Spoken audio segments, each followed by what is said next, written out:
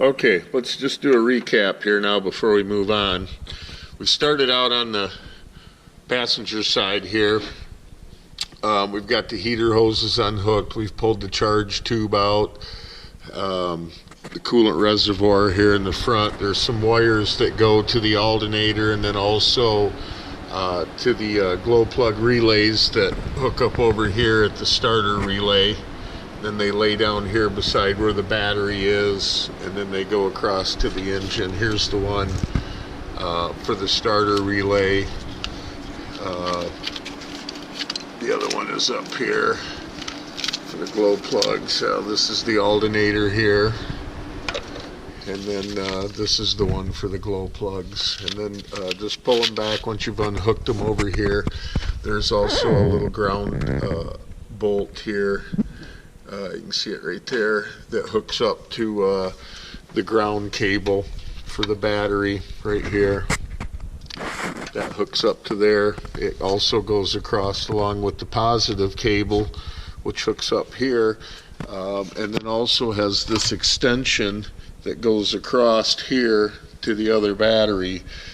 So we had to unhook the little shroud here and take off the upper radiator supports here that also house the jack and stuff, which we'll just leave laying here with all the bolts. That'll just make it easier to go back together. We've still got the transmission lines down there to unhook, which we'll do that about last, but we've pulled the clamps back so it'll be easier. We've unhooked the upper radiator hose, taken the fan out, taken the shroud out, the coolant reservoir is out. So the map sensor,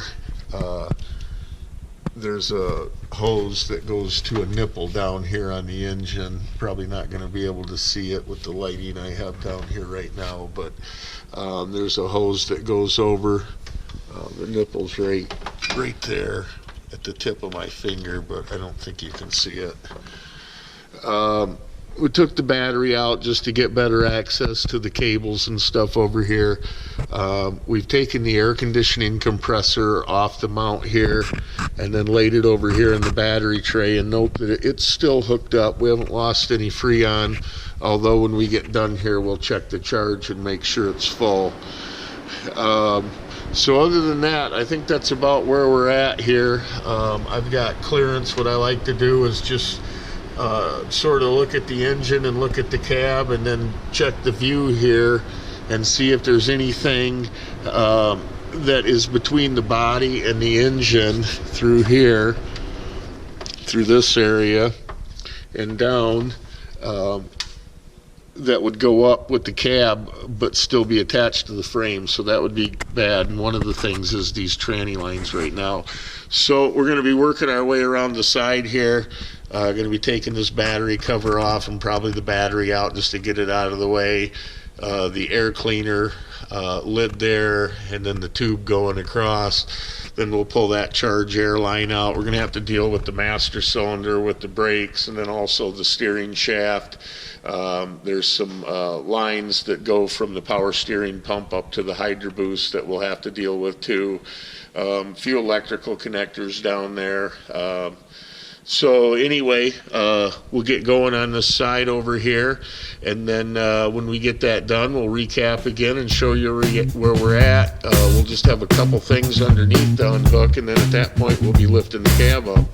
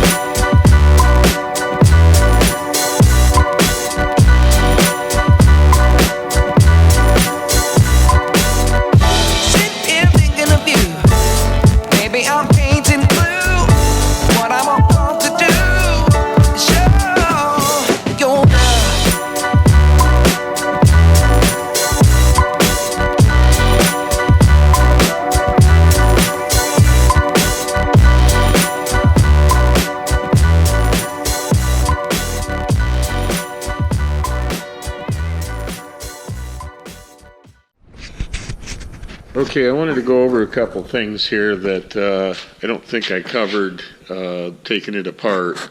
One of them is down here is this power steering cooler.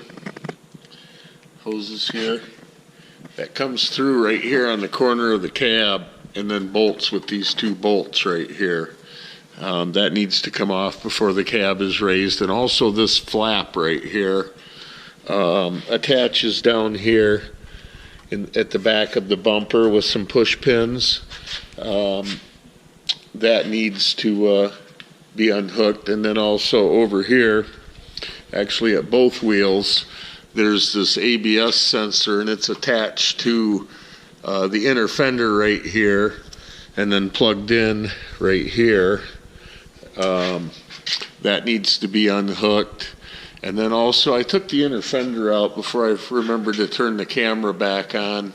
So you see the computer hidden up there in the fender. The inner fender is basically just a few bolts around the fender. There's a couple underneath here in the front, and there's a push pin here in the back, and then there's just a couple bolts. So it's pretty simple to figure out what needs to come out to take it out. The hard part is, I guess, the puzzle that it takes to get it from up above the fender and actually get it removed. It can, sometimes they come right out, and sometimes they seem to be a challenge, but there's that. And then also over on this other side,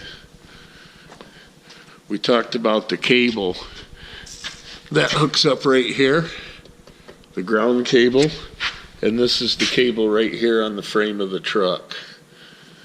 Okay, and I think that about covers the things that we missed. Here's the ABS sensor on this side, and it was actually detached already, but it hooks up at these two little things here on the back side of the fender like that, and that's where that hooks up. So anyway, I believe those are the things that didn't get covered, taking it apart. Here's the parking brake cable here, and that goes through the bracket, the body mount bracket right here, and then hooks up to this cable back here. And then the shift cable here hooks up right here on the transmission and then to this arm. Okay, we're getting ready to take back off on this 7.3 diesel project here with the cab off. Cab's right up here. Kind of got distracted a little bit. Been working on a Focus, doing an axle and a tune-up, valve cover gasket, a couple different things. So I ended the day the other day with that. What we're going to focus on here first on the 7.3 is getting the oil pan swapped out. It's got the typical Ford rusting problem. It's not super terrible yet, but it's got some pretty good rust spots on it, and customer decided to tackle the oil pan as part of kind of a package of getting the cab off, and in the end here he'll save quite a bit of labor versus trying to do everything with the cab on. So the oil pan is definitely 1,000 times easier with the cab off than it is to try to pull the engine, or I guess some people will just raise the cab a little bit and unhook as little as possible. To me, that's just kind of hard to work around. So anyway, I don't have a what most people call a cherry picker, an engine crane. I've got a jig that we had made when I had my big shop that goes on the forklift, much safer for diesels because they're so heavy. So we'll get stuff going around here, and I'll get that in here, and then we'll show you lifting this thing up, and we'll get the oil pan off of it and get the new one on it, and then move on to the next phase, which is I don't know if you can see that through there. There's a couple of fuel lines right there that hook up, and they are really rusty. And then we've got a couple fuel lines in the top that are leaking. The transmission lines down here are leaking. We've got to change this EBP, the exhaust back pressure pipe here that goes up to the sensor and the sensor. And then we've got to pull the turbo off and change the pedestal. So all of these different repairs, trying to do them separately. I'm an old man. It's really hard for me to lift that turbo with the cab on and reaching way up over the cab and then trying to lift that thing out. And even harder is putting it back on and getting it lined up without hurting anything like the O-rings or... So anyway, we'll get started on getting around here to get the oil pan off of this. Okay, we've got the forklift in here, we've got the lift and the chain hooked to it. We unhooked the exhaust pipe, leaving the turbo. It allows for some movement there. We've got the motor mounts out. Now what we're going to do is lift this up enough to get these blocks of wood in between the motor mounts, and I brought this in so that we're in the wheel well area here to get maximum lift with this. So here we go. Make sure forklift's in neutral. Brakes on, a little bit of throttle.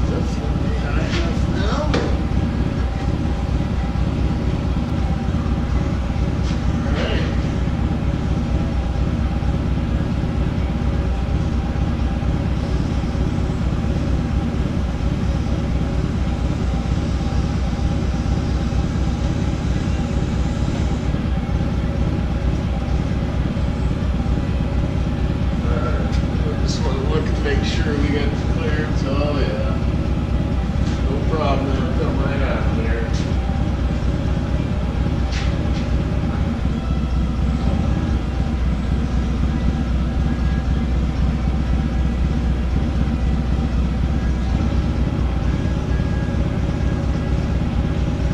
Okay, let's get the forklift out of the way, and then we'll start unbolting the paint.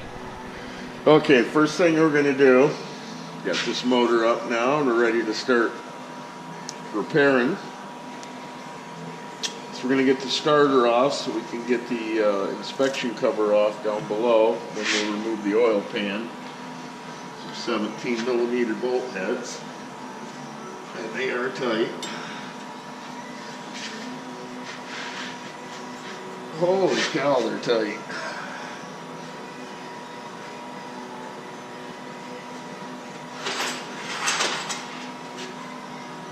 Okay, don't do this at home.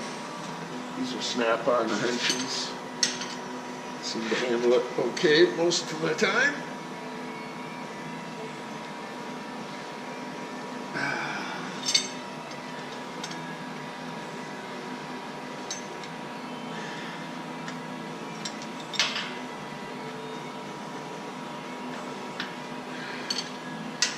Pretty tight. Now.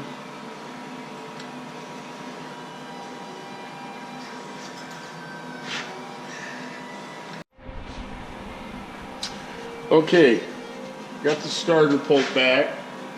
Don't really need to remove it.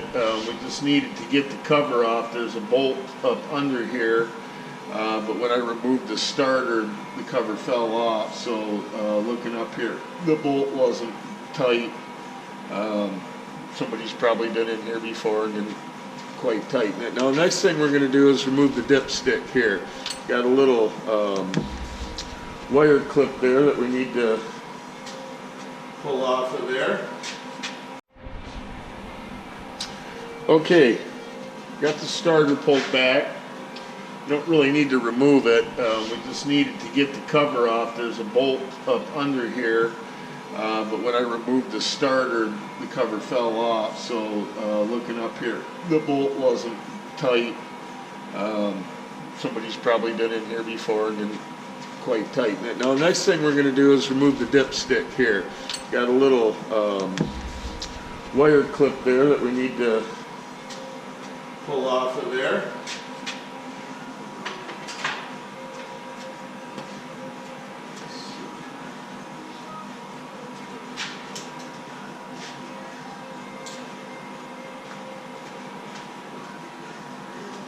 Alright.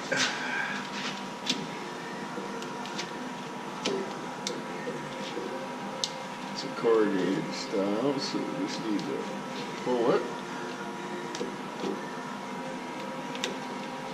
Okay, that's loose. Now we'll just zip this retaining nut off here. And then lift the dipstick off of there. Let's put the nut back on. A few threads so you don't lose it. And then pull the stick out. Oh, look at that. Thing's all loose down there.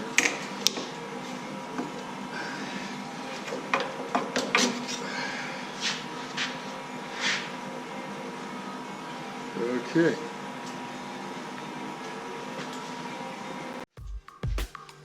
Got the dipstick tube out. Got the starter pulled loose. We got the inspection cover down. Now it's time to just simply drop the pan.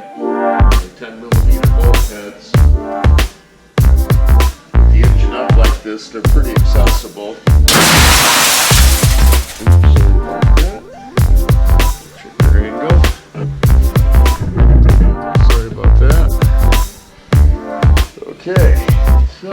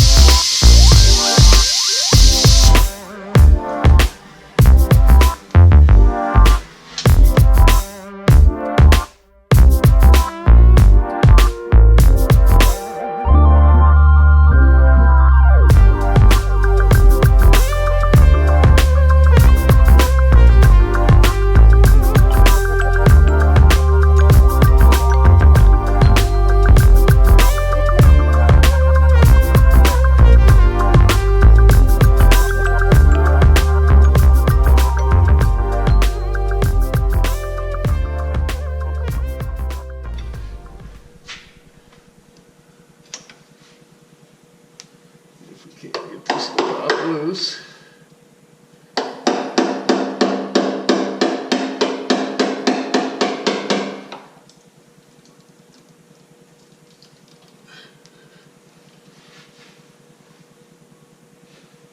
Shoot all the bolts out here.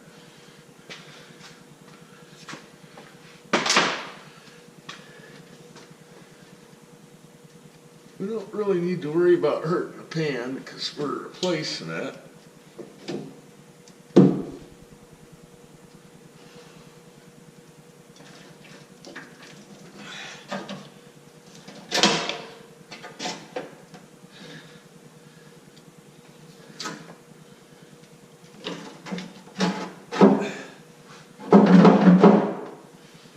Okay. Just reach in underneath here and pull it back down and bring that dude out of there.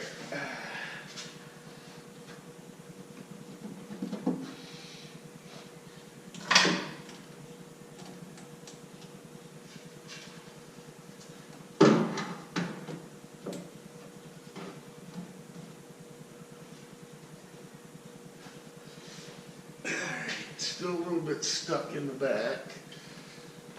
Let's take our bar here, and better than getting all violent with your hands up in here and then getting hurt.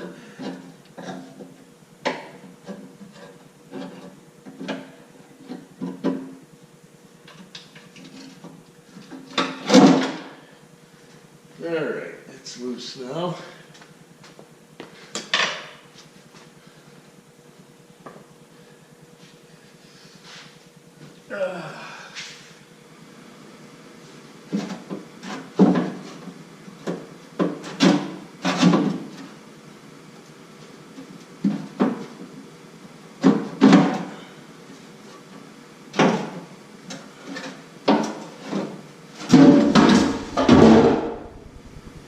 Okay.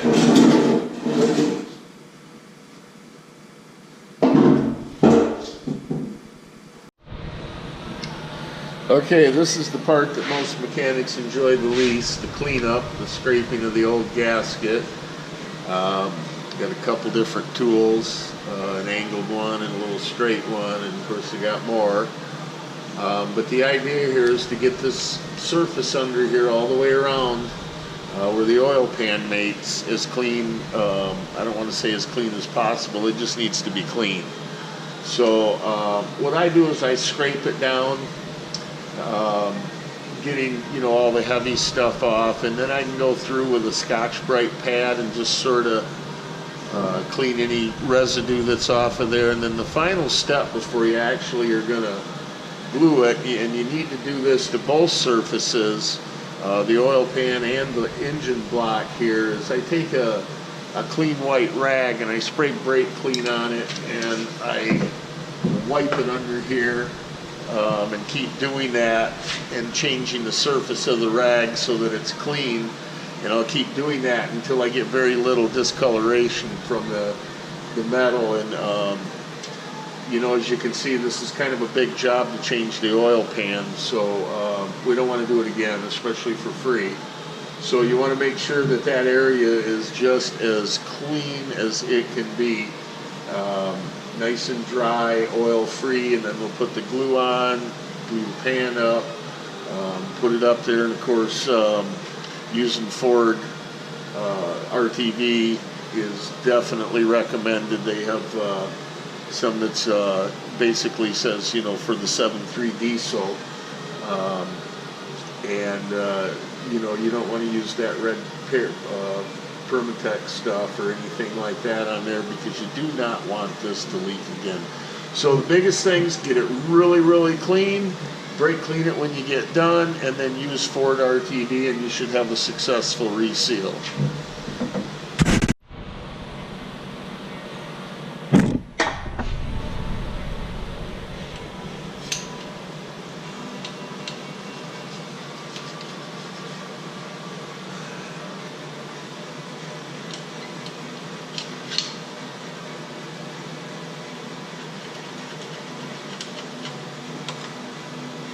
Okay, we've got the pan all ready here. Just got to do one final wipe on it with the rag and the brake clean. Same thing with the engine block. We've just got to wipe it with the rag and the brake clean. Now when you go to put these on, these are done with glue. I definitely recommend getting this right here to reseal it. It's a Motorcraft RTD silicone sealant for use on 7.3 diesel engines. So this is specifically from Ford here for this engine. Also, I recommend having a helper to do this. Obviously this is not the easiest oil pan to change. So what I do, my next door neighbor Jerry will be here after he gets out of work here in another hour or so, and we'll get everything all cleaned up. We'll put the glue on, then I'll get underneath and I'll pass the pan up. Jerry will be up here in the front, guiding it in the front, and then he'll start a couple bolts, I'll start a couple bolts. So it's best when you land this pan up in there that you land it in the right spot the first time. Now there is little starter things you can put in the block holes that thread in, and then it'll sort of give you alignment dowels to put it on. You can do that. I don't. Just careful putting it on, making sure that it lands in the right spot. So once Jerry gets here, we'll get this pan put on and get it sealed up, and then keep moving forward with this project.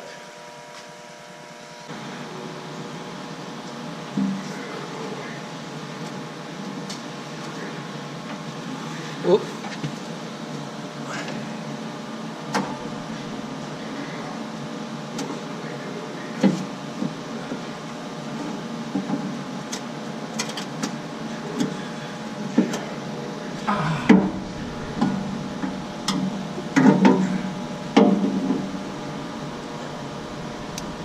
Should be pretty close. Get a bolt started here.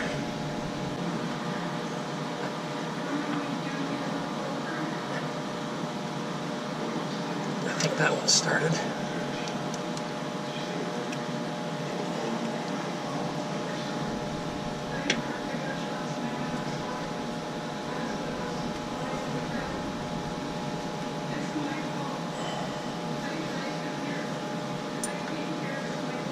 Okay, I got one started back here. We have another one.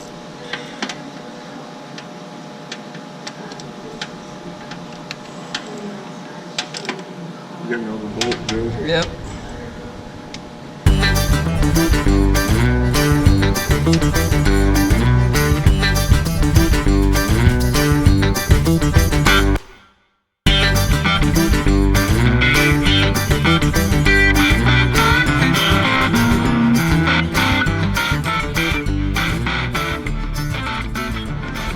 Okay, the pan's dried. I've lowered it back down. I've taken care of the repairs that needed to be done. Wasn't really going to film those. Putting the pedestal on the turbo, changing some of the fuel lines down the front. Of course, the oil pan was changed. I resealed the valve cover on the other side. And just a few other things, some fuel lines, the feed lines down here that are pretty much under everything. So we've got all that done. I'm not going to film putting this back together. We're going to pretty much stop at this point. And I just want to thank those of you that watched it, and especially those of you that watched it and supported me and gave me a thumbs up or subscribed to my channel. Thank you very much. We're just trying to do some quality repairs and show some things and show a few tips along the way and stuff. So I hope you enjoyed it, and thank you very much.